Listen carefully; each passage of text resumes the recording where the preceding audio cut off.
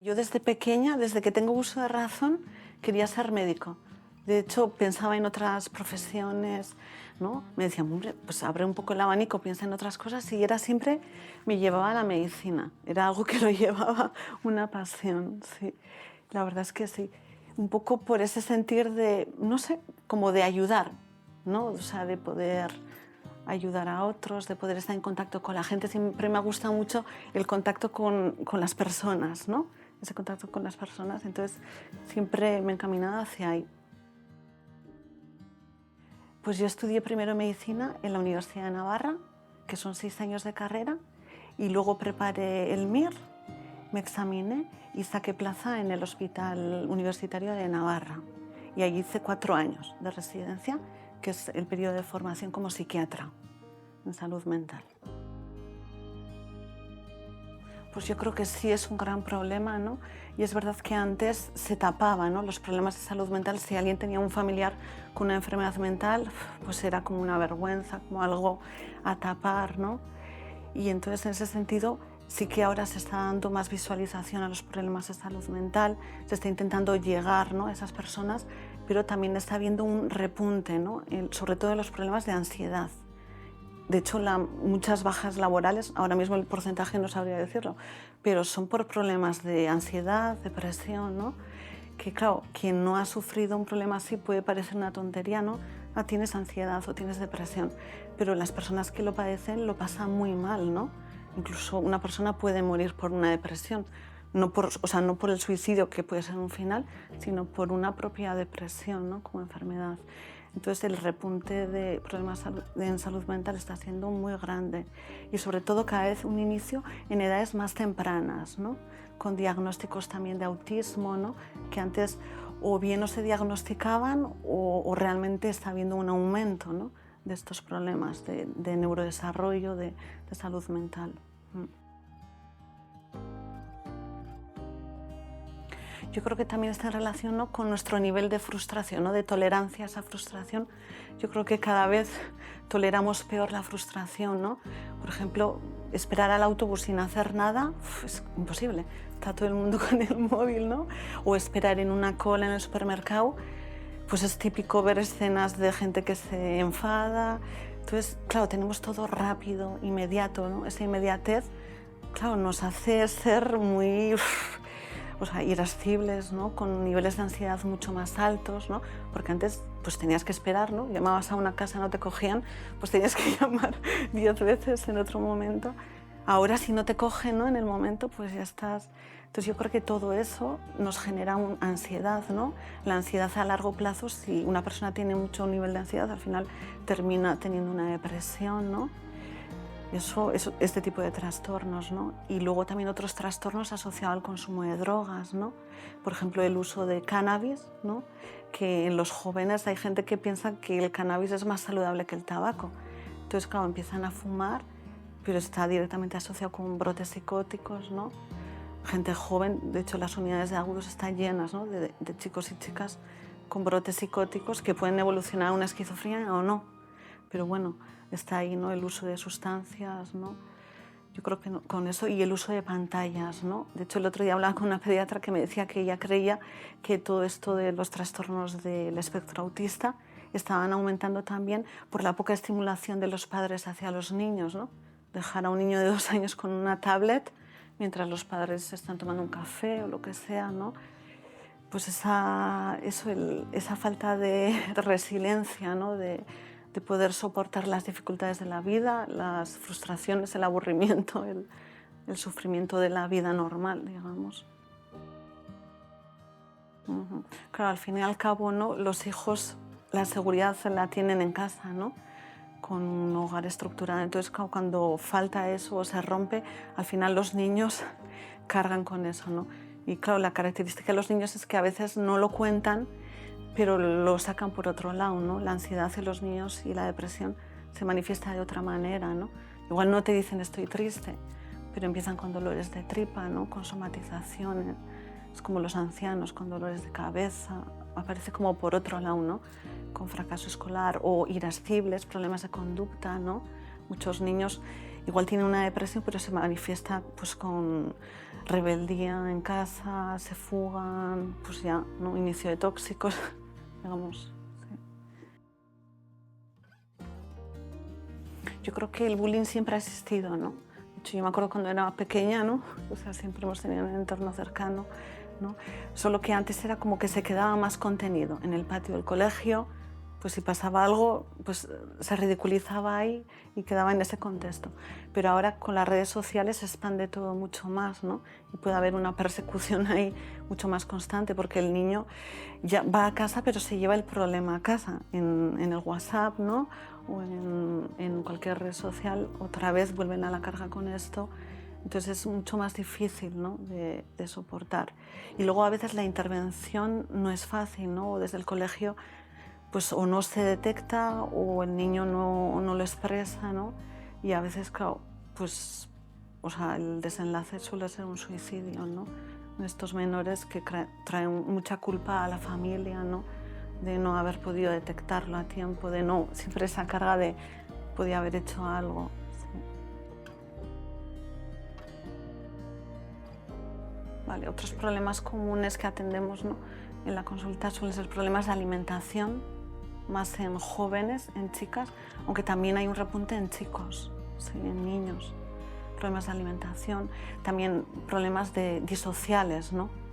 Pues problemas de conducta muy graves que terminan en un trastorno de personalidad, ¿no? O trastornos de personalidad de inestabilidad emocional, con cortes, autolesiones, personas con problemas de gestionar las emociones. Y luego ya pasaríamos a los trastornos mentales graves, ¿no? Como la esquizofrenia, el trastorno bipolar, que eso más se asocia o bien al consumo de drogas, ¿no? Asociado a un componente genético, ¿no? A una predisposición genética de la persona. ¿Qué va? O sea, de hecho, las consultas de pediatría, igual un 70%, no sé qué porcentaje, pero son consultas de salud mental. Claro, porque salud mental no atiende todas las consultas de Navarra, ¿no? Todas las peticiones de salud mental. Atiende, digamos, lo más grave o lo que requiere pues, un nivel de especialista de salud mental. Pero atención primaria, por ejemplo, los médicos de cabecera, o sea, prescriben psicofármacos, ¿no? Pues con mucha frecuencia, ¿no? O sea, depresión, ansiedad, ¿no? Insomnio, problemas familiares. Luego están los problemas sociales también, ¿no? Muy en auge, ¿no? Los problemas económicos, ¿no? Toda la inmigración también, ¿no? Todo esto también es un componente que se añade, ¿no? A todos estos problemas. Sí, España pues es uno de los primeros países, ¿no? En prescribir psicofármacos, benzodiazepinas para el uso pues para tratar la ansiedad, el insomnio y la depresión. Sí.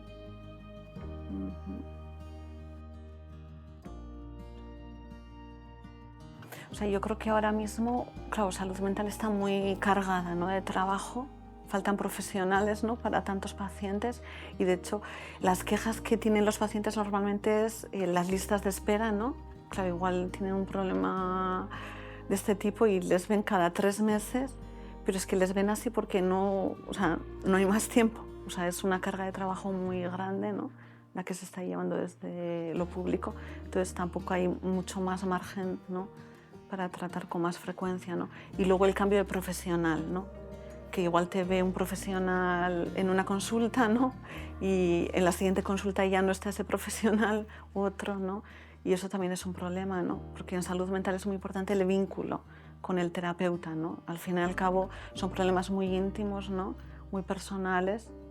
Entonces, claro, que esté cambiando a la persona que te atiende, eso también influye mucho en el proceso terapéutico.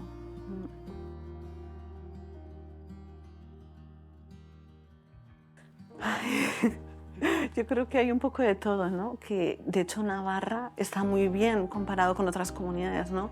O sea, hay unidades especializadas, ¿no? En primeros episodios psicóticos, en trastornos de personalidad, o sea, se trabaja mucho, ¿no? En prevención de suicidio, pero es verdad que hace poco leía un artículo de una familia que precisamente su hija se había suicidado, que decía como que había fracasado, ¿no? Como que la salud mental había fracasado. Por esto mismo, ¿no? Las listas de espera, pues a veces desde la coordinación de colegio, salud mental, que no es suficiente, o la necesidad de más psicólogos, ¿no? En atención primaria, no solo en salud mental. Entonces, yo creo que depende por dónde lo mires y en qué casos, ¿no? Sí. De hecho, cuando viene una persona a la comunidad, ¿no? Al Centro Vida Nueva, lo primero que hacemos es una entrevista de valoración. O sea, no ingresa nadie sin una entrevista de valoración. Entonces, si tiene algo de salud mental, lo voy a valorar, ¿no? Y lo primero que pido son informes, ¿no? Lo que pedimos son informes externos, obviamente para tener toda la información y para poder tratarlo mejor, ¿no? Y si tenemos dudas, llamamos, nos coordinamos, ¿no? O bien llaman desde las unidades de agudos o los centros de salud mental, o nosotros nos ponemos en contacto con ellos, ¿no? Entonces esa coordinación es, o sea, básica, real, ¿no? Que se hace así.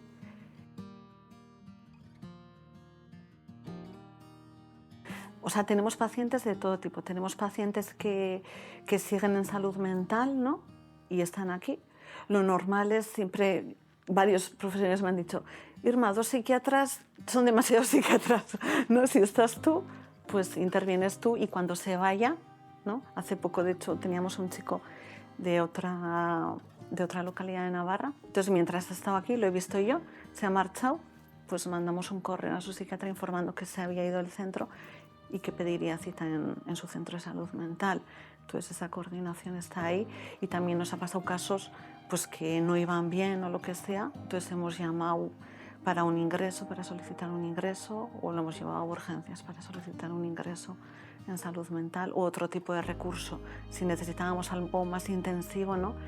Pues un paciente con una esquizofrenia, por ejemplo, que no era suficiente la intervención aquí, pues mandarlo a la clínica de rehabilitación. O sea, hay diferentes recursos, ¿no? En salud mental para diferentes casos, o el hospital de día, entonces por supuesto que sí. Hace unos meses hablaba con una psiquiatra que me dijo que uno de sus pacientes decía que era el mejor tiempo el que había estado aquí, ¿no? Un paciente muy grave, decía, o sea, mi mejor tiempo en la vida mientras estuve en el centro, ¿no?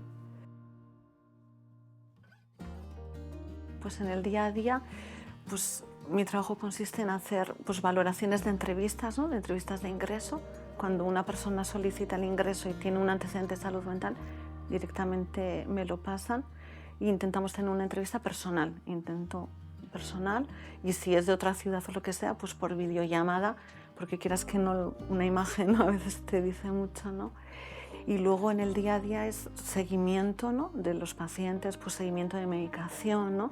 Porque muchos vienen pues, de consumo de drogas, igual con una dosis muy alta de medicación para la abstinencia, entonces tienes que ir bajando, ajustando, ¿no? Según la necesidad del caso. Luego valoraciones diagnósticas, porque a veces nos vienen personas sin diagnosticar, o sea, de repente en una entrevista detectas pues, un cuadro psicótico o alguna enfermedad así grave, ¿no?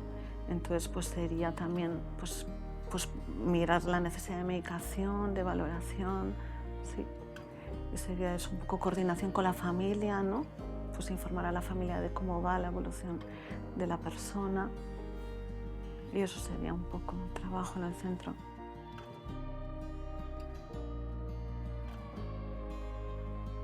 Los pacientes que vienen a Vida Nueva normalmente no son fáciles, ¿eh? De entrada. No suelen ser casos fáciles, pero es verdad que igual en otros entornos, en urgencias y así, fíjate que trabajamos, ¿no? Con la visualización de salud mental, ¿no? La mentalización, pero a veces hay un estigma, ¿no? O sea, ya ver que una persona tiene un antecedente psiquiátrico, ¡uf! Socorro, ¿no? Como que se ponen en tensión o nos ponemos en tensión. Pero bueno, aquí lo que es muy bueno es el entorno de aceptación, ¿no? O sea, que se sienten aceptados, el no juzgar, ¿no? El trabajar con ellos como personas dignas, ¿no? Pues sí, tengo en mente varios casos, ¿no? Me estoy acordando de un chico que vino, o sea, al borde, o sea, del suicidio. De hecho, él intentó suicidarse, se inyectó insulina, solo que la dosis pues no la acertó, gracias a Dios, y pidió ayuda, estaba muy deprimido, muy mal. Vino, o sea, que no levantaba cabeza y se fue con trabajo, ¿no? O sea, estando bien, contento, ¿no? Estable. Este es un caso. Y luego chicas, también me acuerdo de una chica, ¿no? Que nos llamó, que yo decía, ay madre, ¿qué vamos a hacer? Pues con muchísimos intentos autolíticos, ¿no? Un día sí y otro no, con amenazas de me voy a tirar de su casa del balcón, con la ambulancia, ¿no? Con problemas de cortes, problemas de alimentación gravísimos, con varios ingresos con sonda nasogástrica, ¿no? Y fue venir y los primeros meses sí que estaba inestable, lloraba, era muy difícil las entrevistas con ella, ¿no? Muy hermética, ¿no? Con mucho lenguaje psiquiátrico, psicológico, como muy aprendido, pero poco a poco fue estabilizándose, fue como encontrando, ¿no? Su lugar, ¿no? Y hoy en día es una chica, o sea, irreconocible, ¿no? O sea, que tiene sus estudios, tiene su trabajo, ¿no? Tiene su estabilidad emocional, ¿no? Y todo eso se ha quedado en el pasado, ¿no? Los problemas de la alimentación han desaparecido. De hecho, hace poco hablaba con un chico que vino lo mismo, muy mal. O sea, con un consumo de drogas muy alto, con un uso de medicación por su cuenta altísimo. De hecho, cuando vino, o sea, casi caminaba lentísimo, casi no hablaba. Y él decía que esto era como su última oportunidad, ¿no? O sea, que era o esto o ya morirse, ¿no? Y que ahora mira atrás y dice que no se lo puede creer, ¿no? Que realmente ve que es un milagro, o sea, que pueda estar así, de cómo vino, ¿no? Él no podía dormir y tomaba una medicación que yo nunca había visto en la vida, dosis tan altas de psicofármacos, o sea, de la misma medicación 4 pastillas, de otra 2, de otra... Tremendo, ¿no? De hecho, tenía mucho miedo a que ajustáramos para abajo la medicación por este insomnio durante años, pero hoy es el día que todavía toma algo de medicación, pero bueno, con lo que toma, él, o sea, duerme bien, funciona bien, es otra persona, ¿no? Los padres lo confirman, de hecho, están muy contentos, ¿no? De ver ese cambio en su hijo.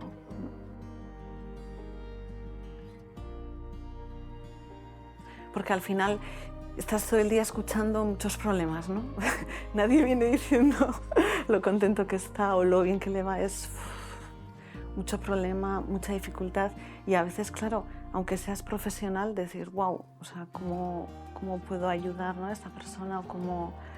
Y entonces el hecho de ver ese proceso, ¿no? de sanidad, pues es muy, muy gratificante y te ayuda, ¿no? Sí.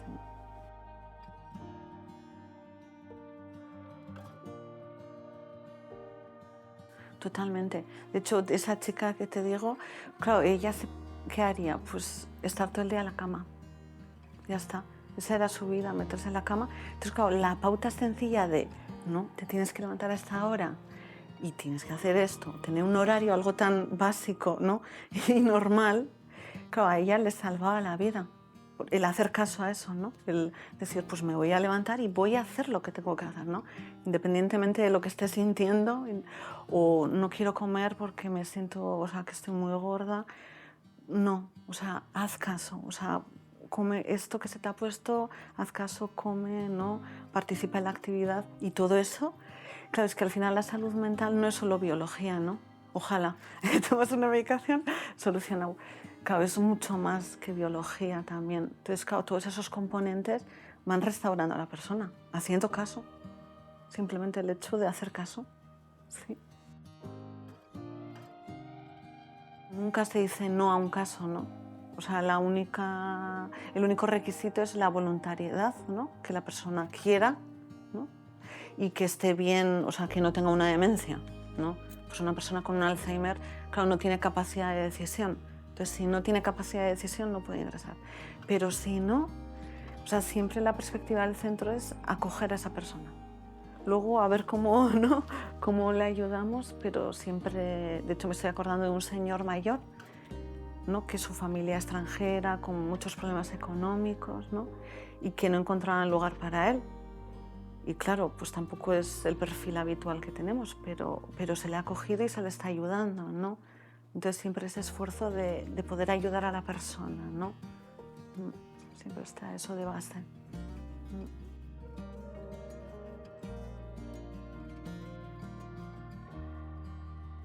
Pues eso es una muy buena pregunta, ¿no? Porque ahora los niños, muchos padres tienen la perspectiva, ¿no? Pues que elijan ellos, ¿no? Por ejemplo, si van a natación, pues 4 años, pues si no te quieres meter al agua, no te metas. Porque un niño de 4 años no tiene la madurez, ¿no? Para elegir eso, ¿no? O sea, porque nunca le va a apetecer el esfuerzo o tiene que aprender a enfrentar sus miedos, ¿no? Entonces, claro, dejarle al niño, ¿no? Elegir de esa manera sin enseñarle, ¿no? Sin enseñarle el esfuerzo, ¿no? Pues claro, de adulto, pues será un adulto que no sé qué pasará si le ponen una multa o no sé qué pasará si en el trabajo el jefe, ¿no? Sin ningún tipo de capacidad de manejar esas frustraciones que al final todos tenemos, ¿no? Cuando vas conduciendo y te pitan, o aprender a manejar saludablemente, ¿no? Sin perjudicar a otros y sin perjudicarte a ti esas emociones, ¿no? Yo creo que la esperanza y la fe, ¿no? De que Dios puede hacer algo mucho más grande de lo que... Porque al final el ser humano, ¿no? Nos esforzamos, podemos ayudar, ¿no? Pero yo digo que muchas veces como médicos lo que hacemos es acompañar, ¿no? Porque a veces como en otras no podemos curar, o sea, no podemos, ¿no? Es acompañar. Entonces yo creo que la fe es imprescindible para no tirar la toalla, ¿no? Con una persona que dices, ¿no? O personas con mucha problemática, como que tú das bien, ¿no? El centro, como centro damos bien y luego resulta que, ¿no? Pues no corresponde para nada, al revés, ¿no? En vez de corresponder. Entonces, como ahí te sale decir, oye, pero la fe es muy necesaria para poder ayudar.